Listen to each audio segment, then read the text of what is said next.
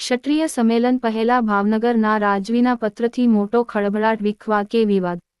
20મી તારીખે ક્ષત્રિય સમાજનું એક સંમેલન યોજાવા જઈ રહ્યું છે, પણ સંમેલન પહેલા જ ક્યાંક વિવાદના એંધાણ દેખાતા હોય તેવું લાગી રહ્યું છે।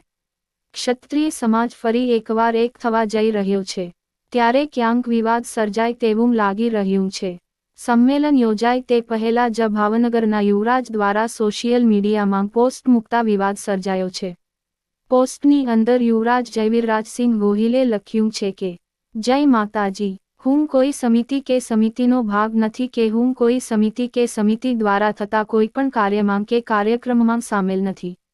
હું હંમેશા મારા ક્ષત્રિય સમાજને વફાદાર રહ્યો છું અને રહીશ અને મારા સમાજના વડીલોના માર્ગદર્શન હેઠળ મારા પૂર્વજોના સિદ્ધાંતો અને મૂલ્યોને અનુસરીને મારા સમાજના ભલા માટે સખત મહેનત કરીશ।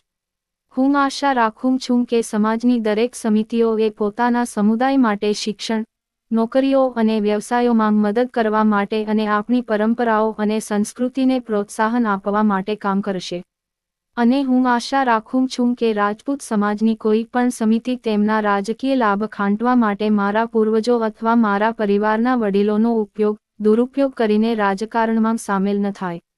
રાજપૂત એકતા અનિવાર્ય છે તેમાં કોઈ શંકા નથી, પરંતુ આ એકતાનો ઉપયોગ ક્ષુદ્ર રાજનીતિથી આગળ વધીને રોજબરોજના જીવનમાં જીવનશૈલી રૂપે પ્રદર્શિત થવી જોઈએ। ખાસ કરીને સરકારી નોકરીઓ અને ઉદ્યોગ સાહસિકો અને વૈશ્વિક નેતાઓના નિર્માણમાં જે વર્તમાન સમયની ખાસ જરૂરિયાત છે। સાચો ક્ષત્રિય રક્ષક છે અને સામાજિક અવરોધોને ધ્યાનમાં લીધા વિના દરેક વ્યક્તિના ભલા માટે કામ કરે છે। બધાને મારી શુભેચ્છાઓ અને આદર સહિત। જયવીરરાજસિંહ ગોહિલ, યુવરાજ, ભાવનગર।